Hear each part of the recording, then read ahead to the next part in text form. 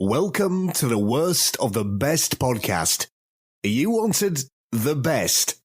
Well, they didn't freaking make it! So here's what you get.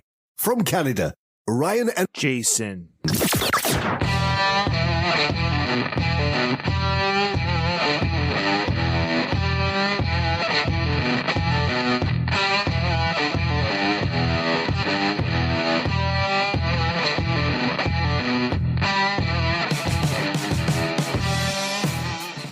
Hey, Jason, how's it going? I'm doing good, Ryan. Nice to have you back in town, and nice to be able to co-host another podcast with you. Yeah, thanks everyone who has been hanging tight or sitting tight, anxiously awaiting for their podcast to be updated with a new episode from the worst of the best podcast. They're just sitting there, I can't wait till Ryan and Jason release a new episode. Please be soon. All two people? All two people. Their mom and my download when I checked to make sure the recording worked okay.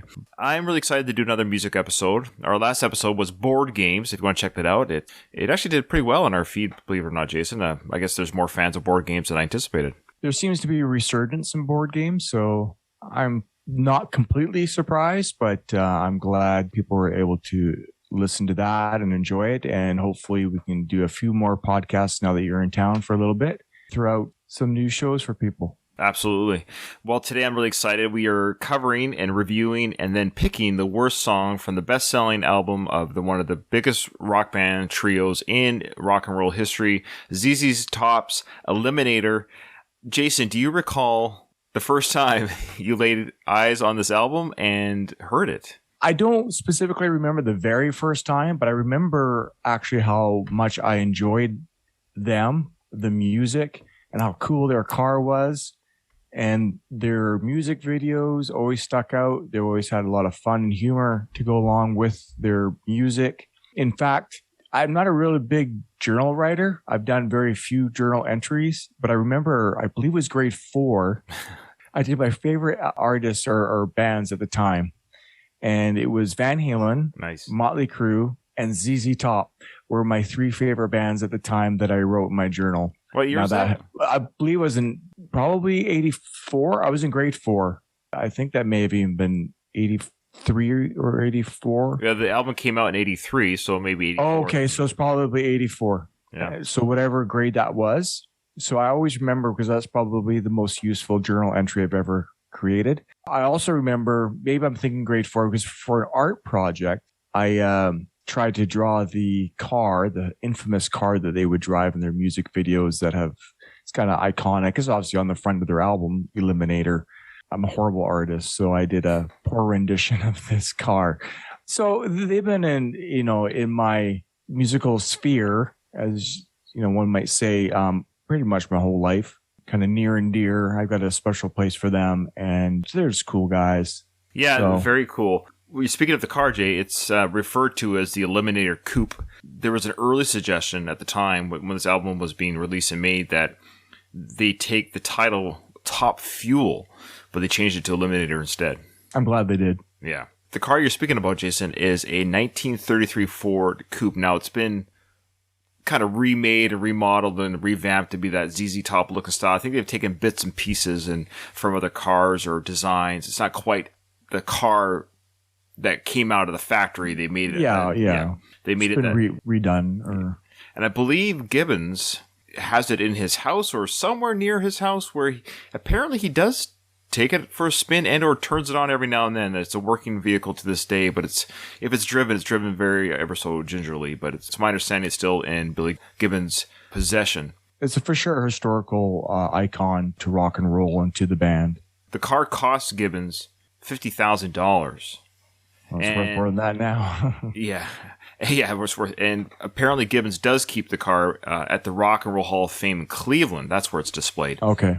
Yeah, makes sense. But he does sometimes when he's in the area, he does take it for a spin, is what he said. Okay, good. Nice. Speaking of Gibbons, at the time of this recording, we might as well just say it because people could Google it anyways to verify it, but the time of this recording is December 16th, 2021. It's Mr. Gibbons' birthday. He's turning a ripe old age of...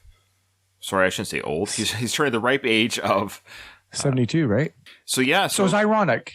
Yeah, it's kind of crazy that, he turned 72 today and is born in 1949. So when this album came out in 83, he would have been 34. Which is interesting because that is kind of oldish for a rock band to hit their peak. Yeah. Usually they're in their mid to late 20s when they really hit their stride. I mean, they were around obviously for years before this album, a good decade, if not a little bit more. You know, to be at the age of 33 and really hit their peak of musical stardom is interesting. Yeah, this was their 8th studio album, so they had already a long career of studio albums, touring, and they were certainly popular, but Eliminator put them in the stratosphere. Thanks a lot to MTV. MTV was really the kind of the new media. You know, now it's YouTube and whatnot. But back then it was MTV, and that was really hitting the airwaves, and the way that they styled themselves and presented themselves on MTV would have helped push their popularity at the time. And at the time, if you can believe it, ZZ Top at the age of really early 30s, if not 33, 34, they were considered by the MTV crowd as an old fogey band. Well, that's what I'm saying. Yeah. I'm sure their big long beards didn't help, but they've kind of hidden what they actually look like behind their big beards. And really, they didn't age much between then and now. Beards ages them at a young age, but then it keeps them at the same age for 40 years. Yeah. Yeah. And just how cool they have remained. They have remained true to their roots. They've remained true to their music.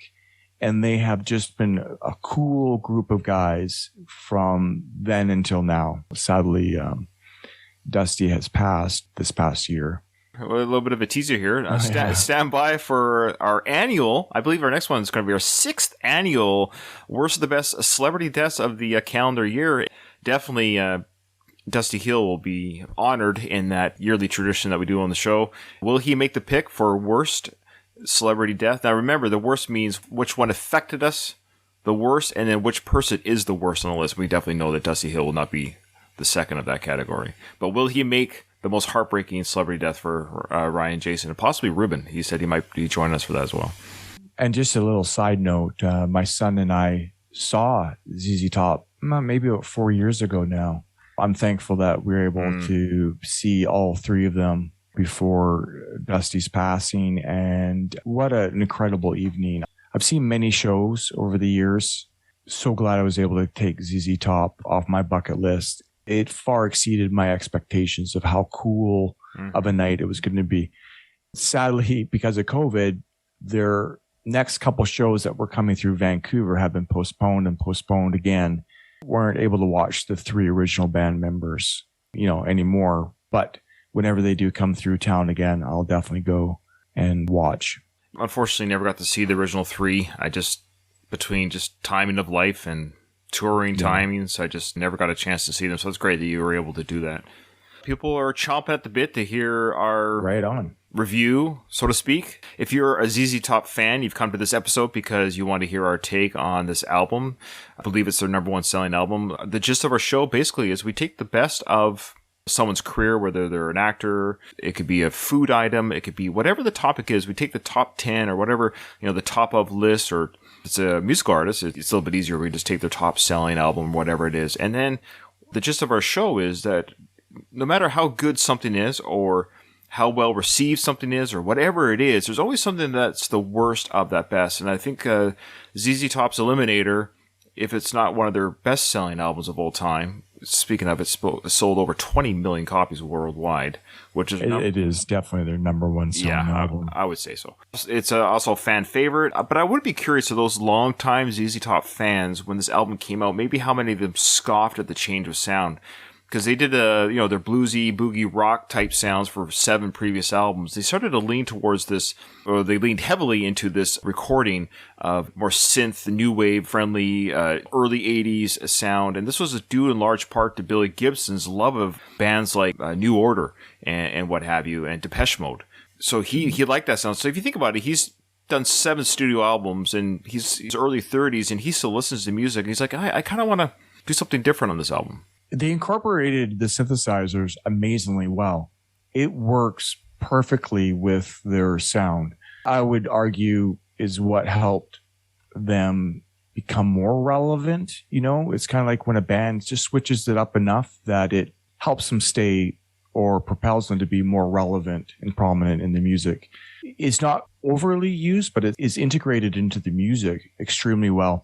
And actually growing up, I'd always wondered if the drummer was actually like a real drummer. It always seemed like he was such a perfect timekeeper that it's like, that's got to be a drum machine. It's interesting that you brought that up, that actual point of the drum machine sound, especially for this album.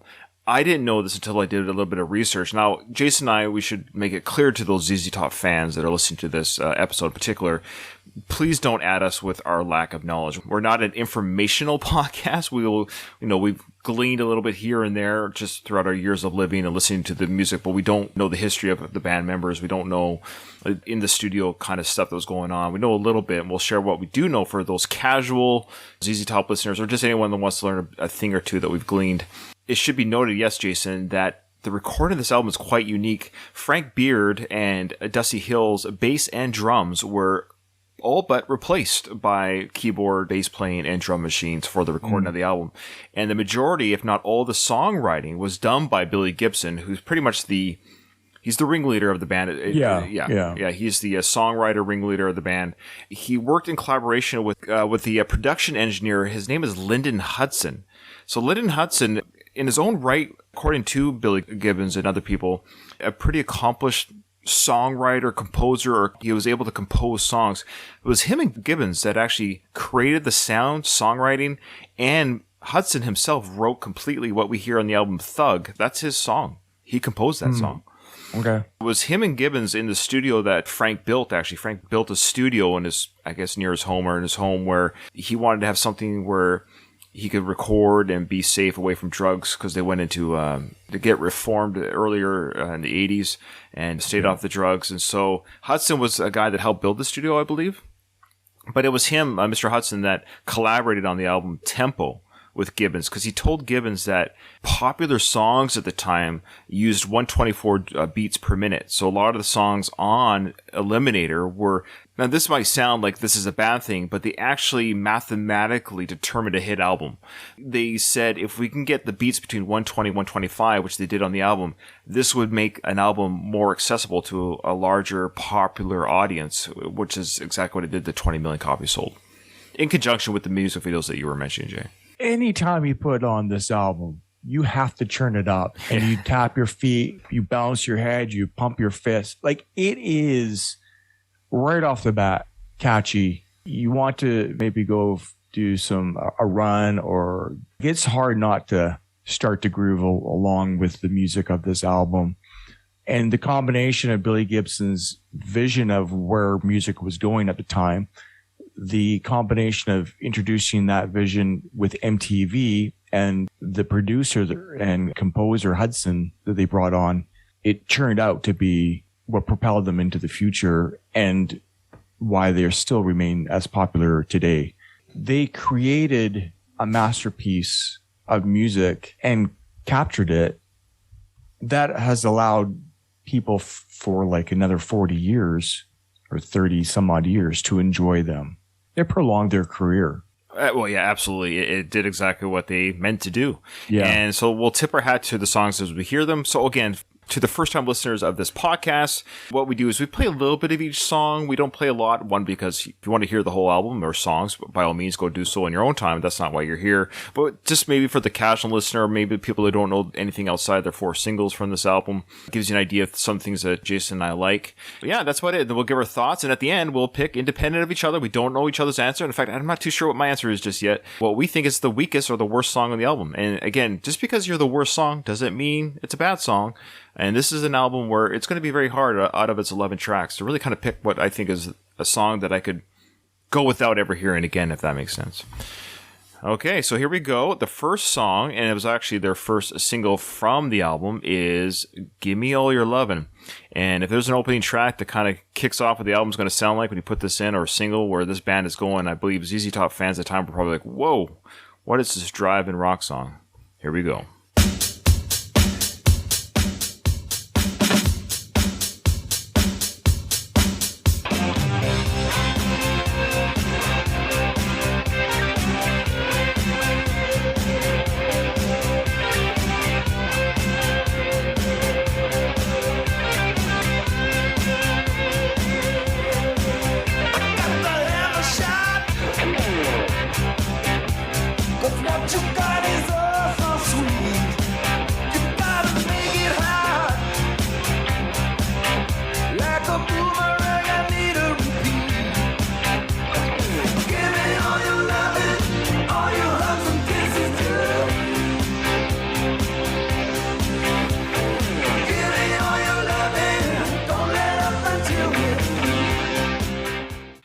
mean, what an opening. And I love that part where it goes, yeah.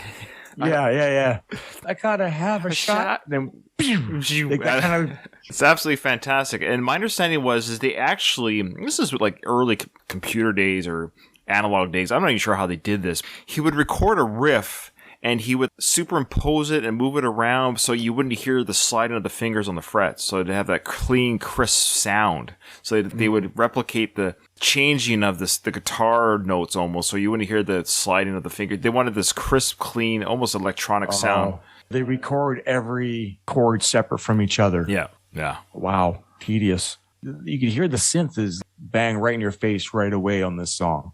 They're not hiding the fact that they're bringing in synth. No, they've made it clear with their first song on the album, their first single, it's kind of a new wave sound to it. It still has that classic ZZ Top guitar and boogie-loogie type movement. When you're going to a show or a concert, then when this is playing, you're moving. Yeah. There's a guitar lick or a guitar portion of the song that I just love.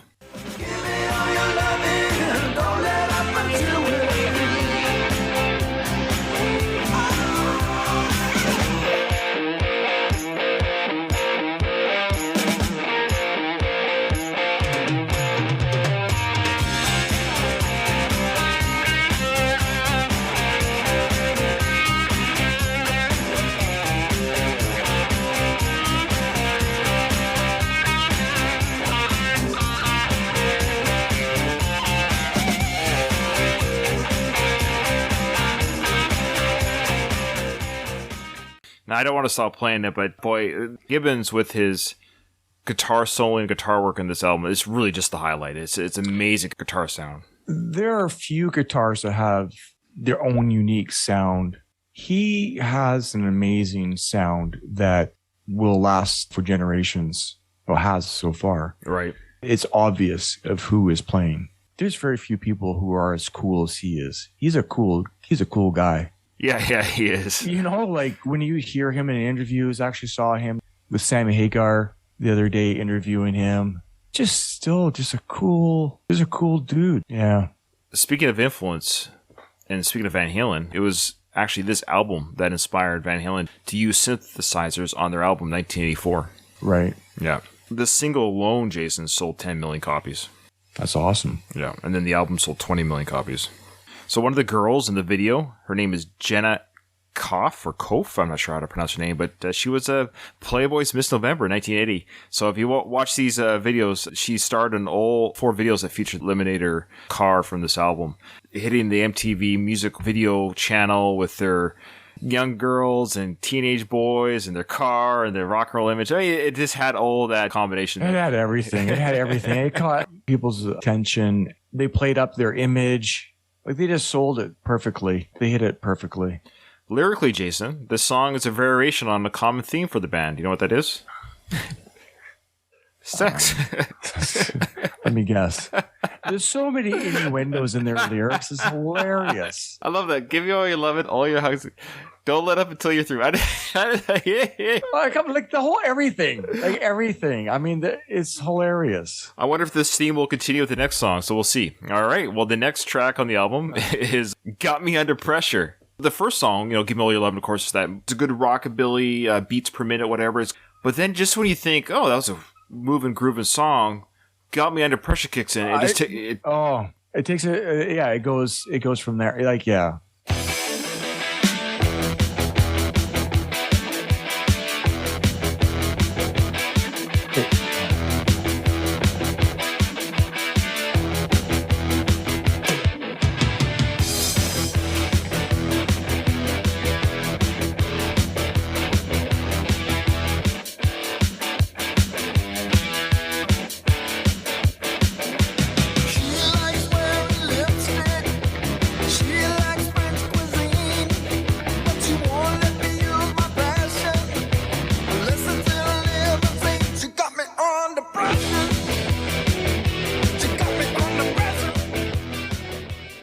Is there not a cooler sounding bass, whether it's a synth bass or sure, yeah. organ bass? Yeah, I love this song. Well, and you bring up a good point about I bass. absolutely love this song. We know the album recording we just have to accept that what we're hearing is a synth bass, and it's written, but it's still music written by Gibbons and his production engineer Hudson. Oh, for sure. Yeah. I just love that sound that was incorporated into the song. But I love how his girl that he's in the limousine with, she likes French cuisine. She's kind of a high maintenance girl. I think that's what he's insinuating, like she likes French cuisine. If you could believe it, Jason, Got Me Under Pressure, and I never knew this, was never released as a single. Yeah. I find that odd, don't you? I don't know why. Considering what they did release for a single for one or two of their songs, I kind of find it surprising they didn't release. Not that they needed to with this album sales, speak for themselves, but I just find it curious that they didn't release this one as a... Yeah. How many singles? I think 4 from this album? 4, yeah. Yeah, I don't know. You don't want to give away all your pearls. Sure, that makes sense. It's got to be that one song on the album. I don't know. I'll just throw this out. Like Guns N' Roses' Rocket Queen. That's probably the best song on that album. Well, easily, yes. Right? But not released as a single. I'm happy that it wasn't. Which reminds me, we need to do a Appetite for Destruction episode one day. Yeah. A good breakdown. Okay, so here we go. Can I just say, I just want to, before we carry on. Yeah. It's always nice to have that song. Sometimes when songs are released as singles, they're often the stronger songs on an album. Not always, but often are.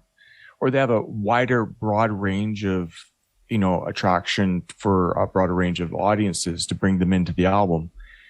But it's always nice to have that one very strong song that isn't released as a single, because sometimes a single is overplayed. It could be overplayed, and then you're tired of it. Overplayed, and you get tired of it, which you don't want to.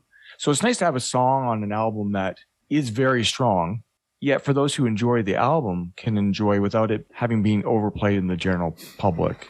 That makes sense. No, I totally make sense. So we'll speak to it a little bit later, but I call that term singleitis when right. When a song is good under its own merit. It's a good song, but because it got released as a single, it becomes a beast of its own, which then eats its own tail, and it's not this. You don't enjoy it as much as you could have had it not been on the airplay for so long. Yeah. Here we go. So I just love this next part as he continues to describe his girlfriend here. Oh yeah, it's hilarious. These lyrics are hilarious.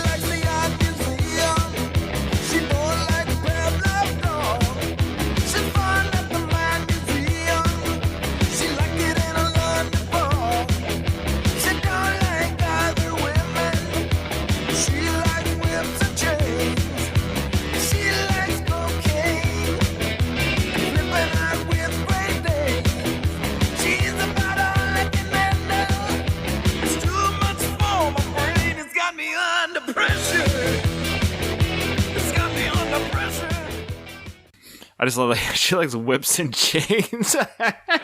Well, you know what got me when I was younger and I heard this? It's like she likes cocaine. I'm like, what? They just slipped that in? I don't know why I love that. I just love this girl that she likes French cuisine. She likes the museums. She likes Pavlov's dog at the museum. She doesn't like other women. I love it. She's like a total B word and high maintenance and crazy. I love how he says she's about all that I can handle. I love it. Back then, to throw in the she likes cocaine. Maybe that's why that's hardcore. That's really bad. Maybe that's why it was released as a single, because even that content was too. Maybe lyrically, especially in 83, 84, it's a little bit edgy. But all their musical, if you actually listen to their lyrics, are all kind of hilariously innuendo-ish and in almost every tongue in cheek in every way. I think it. Worth noting with these songs, you hear a little bit of course, Billy's solo work. That's the highlights of these albums.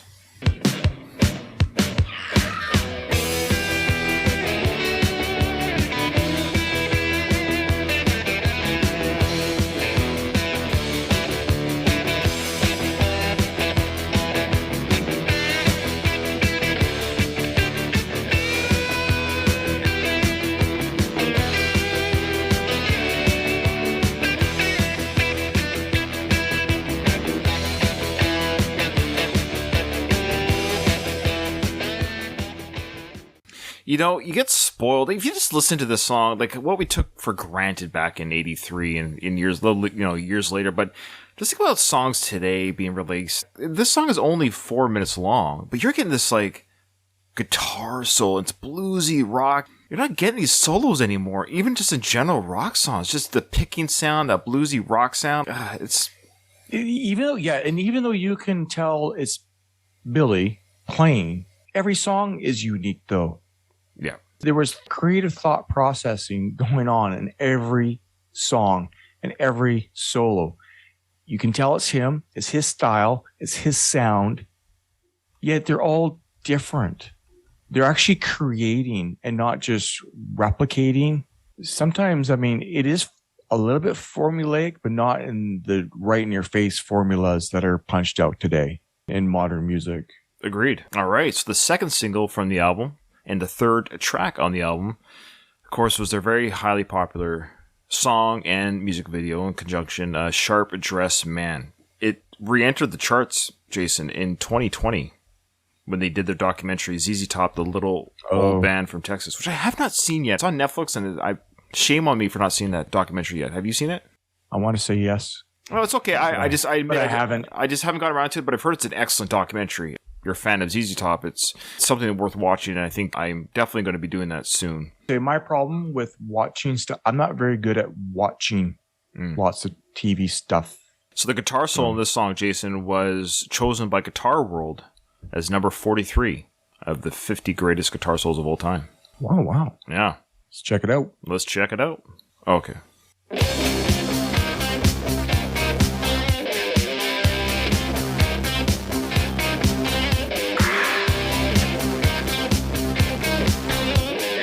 I love that. Yeah.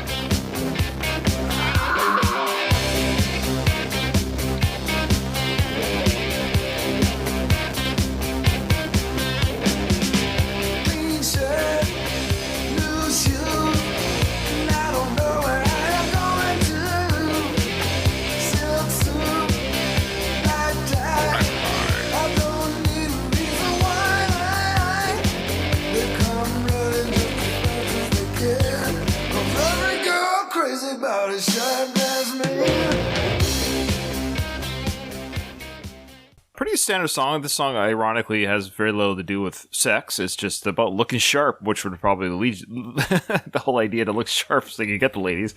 But I love it. You got the top hat, diamond ring, he goes on to say later. They come running just as fast as they can because every girl's crazy about a sharp dressed man. Well, right. I mean, it all leads back.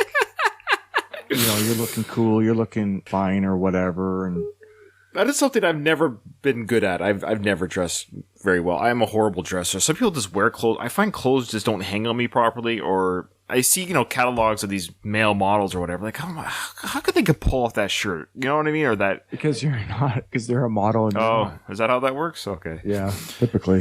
All right, let's hear this solo that Guitar World loves so much.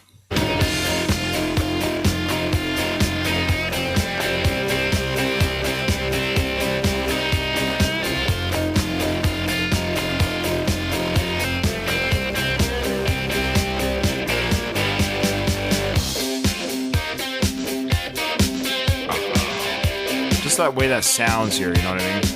Yeah.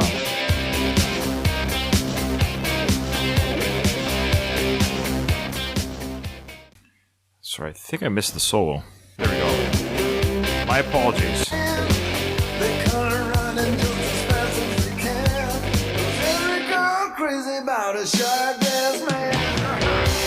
Here's the solo. I got the wrong timestamp earlier.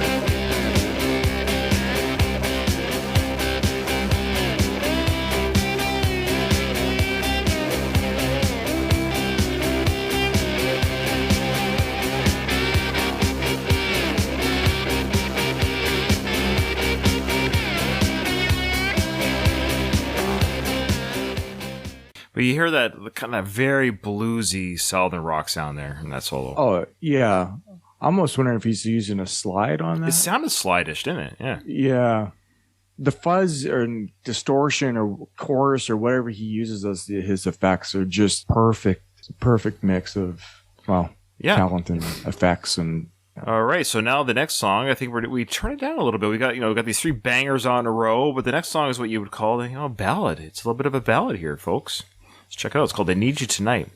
Not to be confused with INXS's I Need You Tonight. Speaking of INXS, I've been listening to them solid for like 2 weeks. Nice. Yeah. Which album do you want to do? Because I've been banging and wanted to do an album. Dude, I am shocked at how good they are and how they've kind of fell off my radar.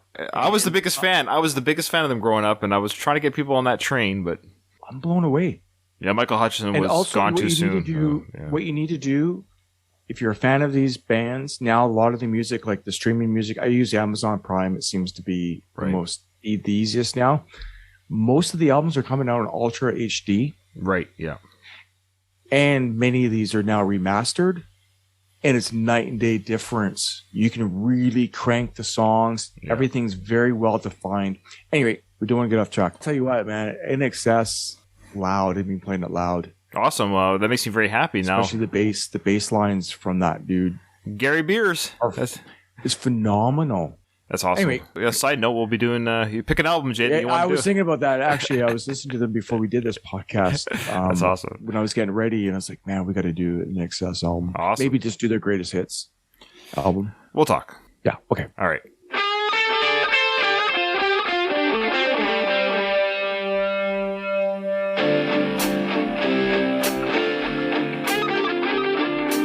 This is about as bluesy as you get.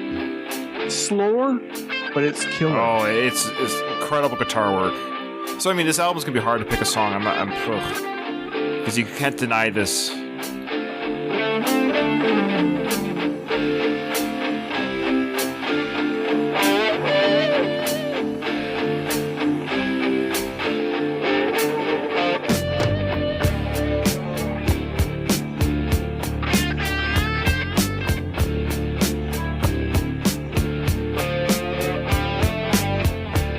It's 3 o'clock in the morning as the rain begins to fall. But I know what I needed, but I don't have it all. I'm needing someone like you. I just wanna do love too. I love how he. I know. That always cracks me up. that line. I've never heard anyone describe that way before. The way I want to do love. I just love it. It just works perfectly. That lyric with that kind of that sleazy, greasy, dirty pub or bar in the backwoods Right. type of sound. It fits perfectly. And that's the lyric you say, not make love to, I but don't think it's grammatically correct, Grammatically. which cracks me up. I love it. I love Yeah. it. Definitely highlight. Now let's hear a little bit more of the solo work at the end of the song is just incredible. That's what I want Yes. to. Yeah. Yeah, let's do that.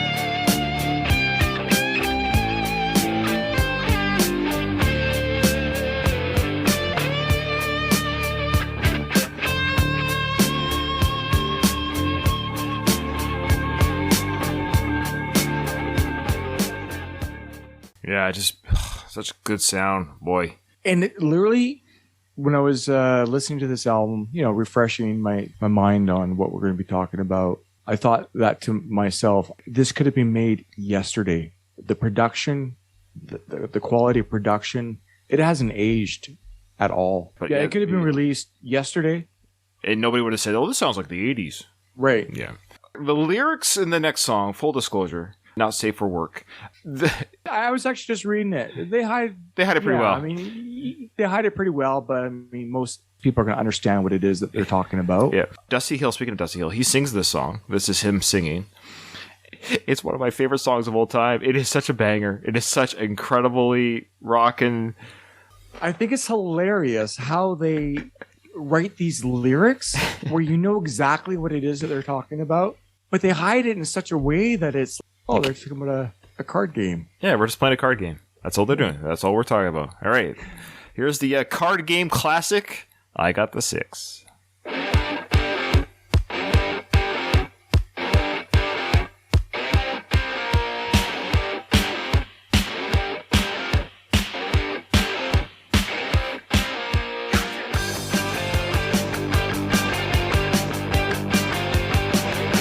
Living room, pass it to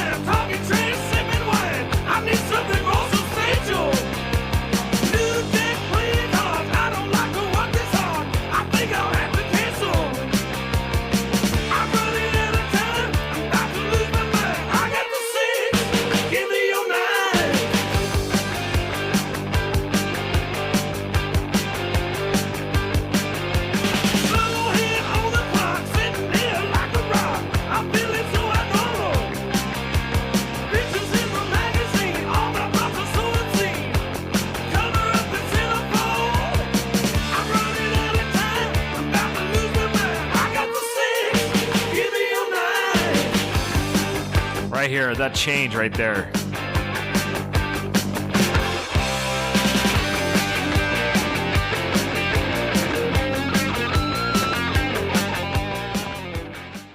I honestly don't want to stop playing it. I want to play the next transition part. Is just, but the way the guitar sound, the little mini solo, and then Dusty Hill kicks up his vocals even more a little bit coming up. Can I just say how awesome he sings? Yeah, I love it. He's like really giving her like. I wish we could see the video footage of this. If they recorded. I would love to. Yeah, there's got to be something behind the scenes. I would love to see it.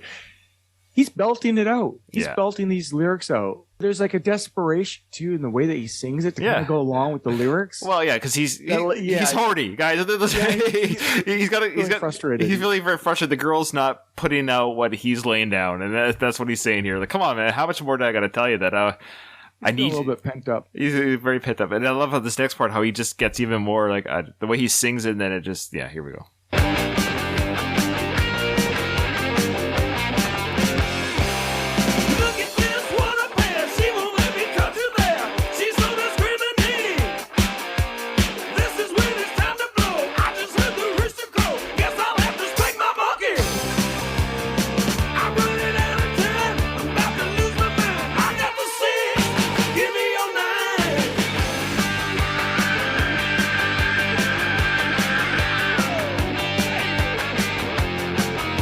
Oh man, that scream with the solo, it's such a killer song. I believe they do play that one at concerts, I think did they play that one at yours? Do you remember? I don't recall. I actually do you remember what year you saw them?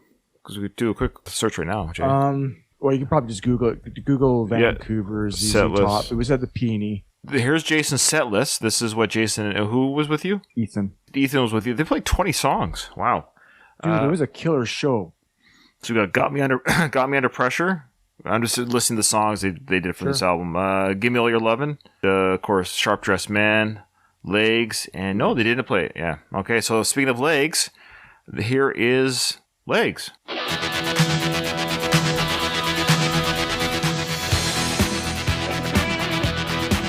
They're not talking about chicken legs. No, they're not talking about chicken legs. No.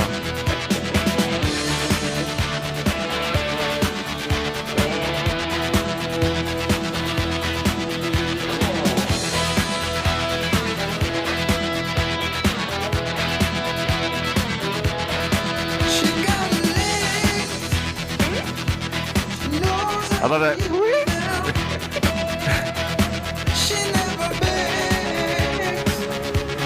His reserved way of singing these lyrics too. Yeah.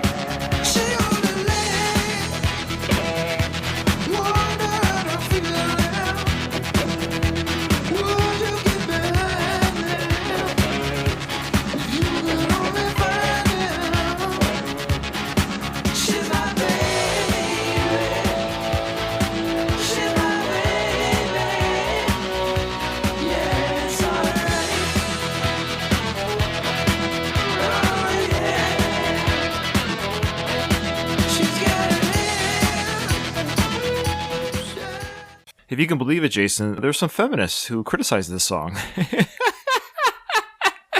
What don't they criticize? How dare these men sing about our beautiful legs, is what they said. Guarantee they're not singing about their beautiful legs. No.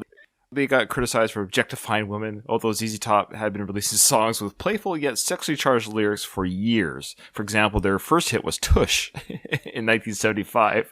All their songs. I know. Why are you criticizing this song? Lead back to one thing and one thing only. I guess they never heard the song Got Me Under Pressure or I Got Your Six. I mean, they didn't understand the I Got Your Six. This is what inspired Billy Gibbons to write the song. It's going to probably be exactly what you think. So he said, and I quote, "I was driving in Los Angeles and there was this unusual downpour.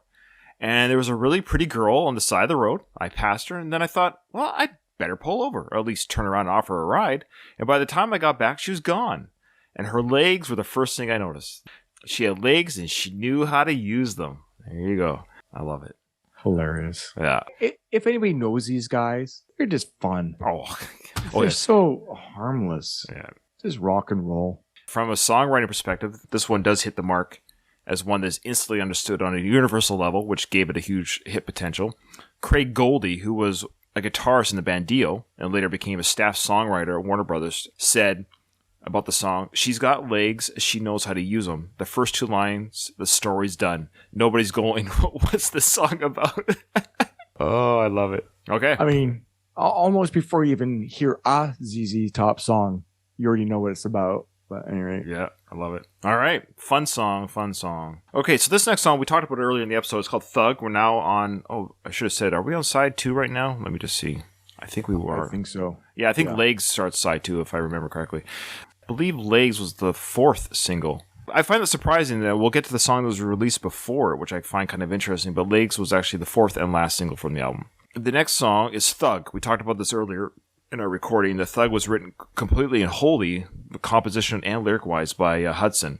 He didn't get credit for it on the actual album, and he had a bit of a falling out with the band because of it. He later sued and got royalties for it. It's kind of too bad that they collaborated so much on this album to have one song kind of cause the rift that it did. Thug.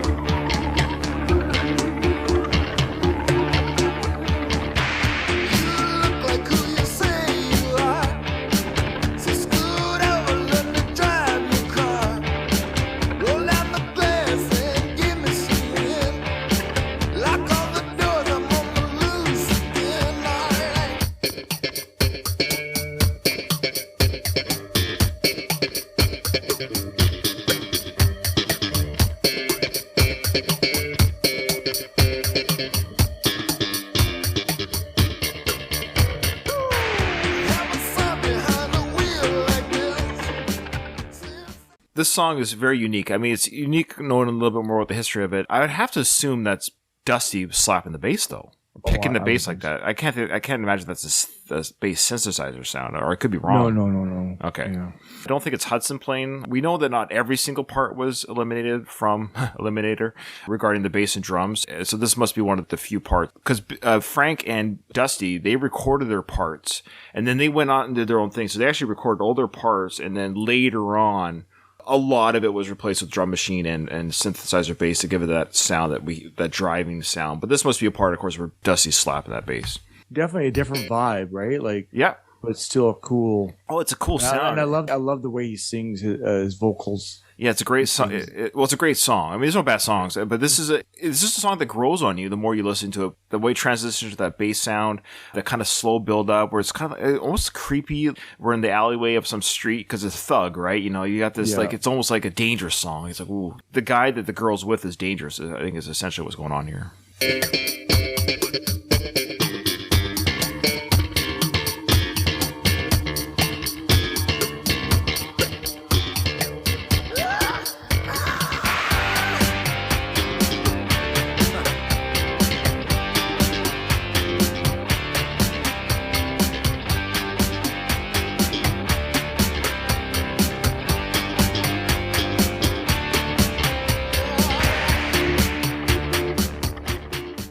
Yeah, great sound overall. Yeah. All right, the 8th song on the album. This is actually their 3rd single, Jason. And did you know this was a single, TV Dinners? I didn't. Oh, actually, I do recall now, just as you say it came to my mind, the music video. I don't know if I've ever seen the music. Well, I mean, sure I have back when I was watching music videos. Yeah, like I have a very vague thing of TV dinners maybe going bad, or somebody opening up a fridge or sitting on a chair, like kind of... Yeah, unhealthily eating. You know what's funny? You and I, when we were kids, if we were given a TV dinner, it was like a treat. It was like Christmas dinner. It's like a Christmas, which is kind of terribly ironic because we ate really well growing up in many ways. We had great chicken dinners and mashed potatoes, and we'd have like good meals. But the idea that a processed microwavable type, or we didn't have. I wasn't even microwavable then. No, it was ovens. That's right. Yeah, well, they were around. Yeah. Microwaves were around, Jason, but back then, microwaves were expensive. 2 reasons why we didn't have a microwave growing up. 1, because they're not cheap. They weren't cheap. But 2, there was never any leftovers in our house. Are you kidding me? We ate every last scrap. Was there anything ever put in the fridge at supper time? Okay, let's save this for tomorrow. Yeah, no, never. It was gone. The 4 brothers, we were healthy Healthy Hungry Boys. All right, here we go. TV dinners.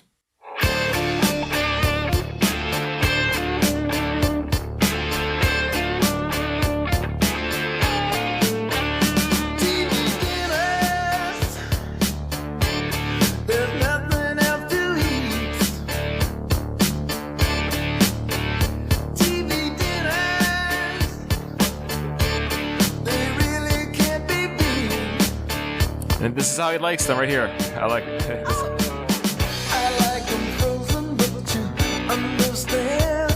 I throw them in and wave them, and I'm a brand new man. Oh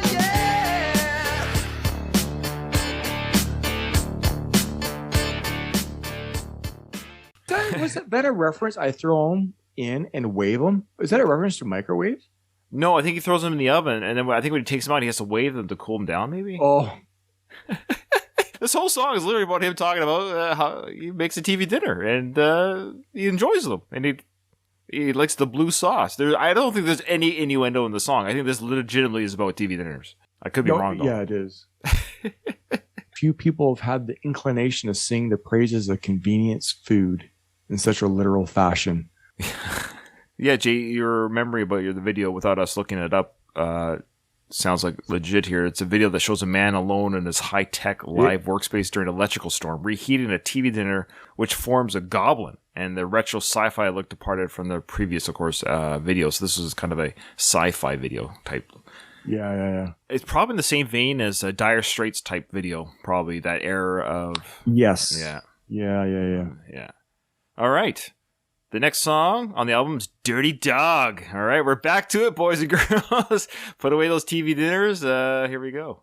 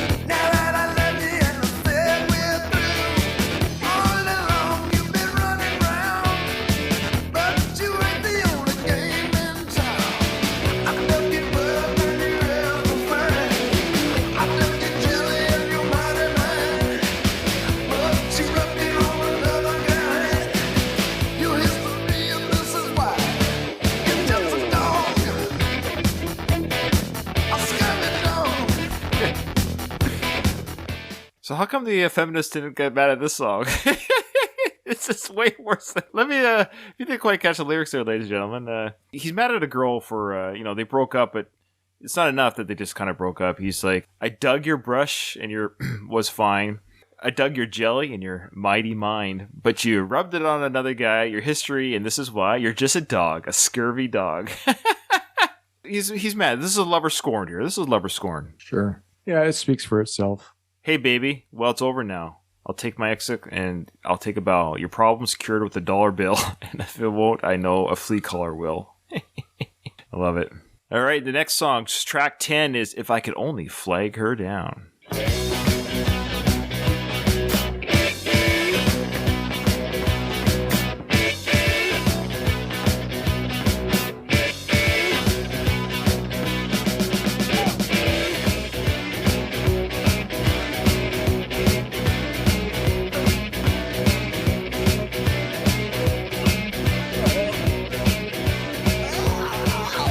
I don't need her money. I don't need a ride. I got enough connections. I don't need a piece of her hide. I just wanna please her. I just wanna squeeze her. I just wanna crash her. I just wanna trash her. If I could only flag her down. If I could only flag her down.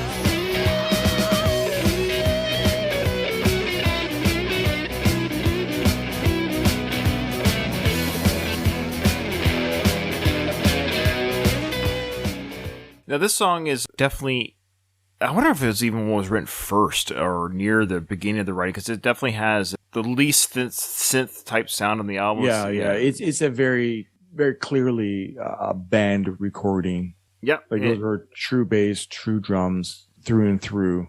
This would have easily fit on their previous couple albums when they were kind of transiting a little bit to the sound, but it might even be a track that they had in mind earlier that they now put on this album.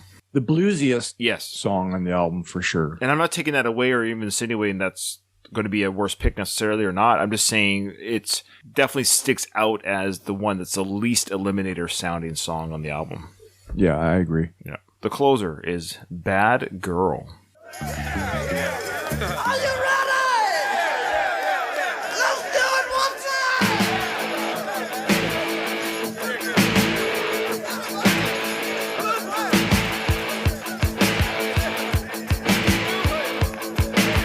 See the girl with the red dress on? She can do it all night long. She's a bad girl. She's a bad girl. I know a girl that likes to flirt. She can do it in a miniskirt. She's a bad girl. She's a bad girl. Ain't it a shame when a girl goes bad? That's enough to drive you mad.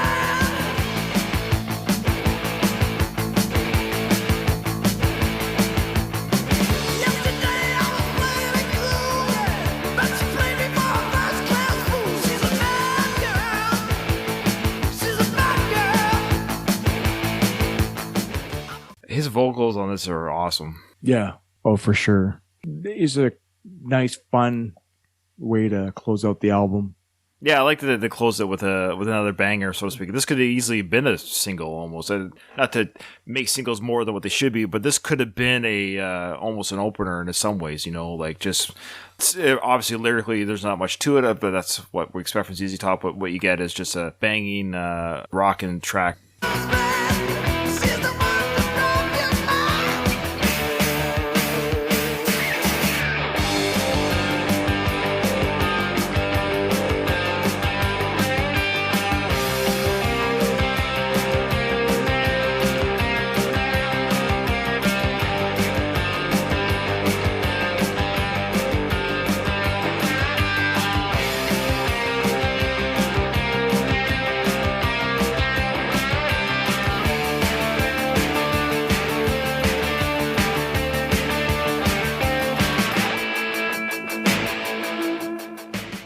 Similar to if I could only flag her down, like these last two songs sound very just straight band, very Yep. compared to the rest of the album, scaled back a bit. Yeah, it's not as From that. chunky, not a chunky sound, or like Yeah. too heavy on the synth or chunk sound, or whatever you want to, however you want to call that.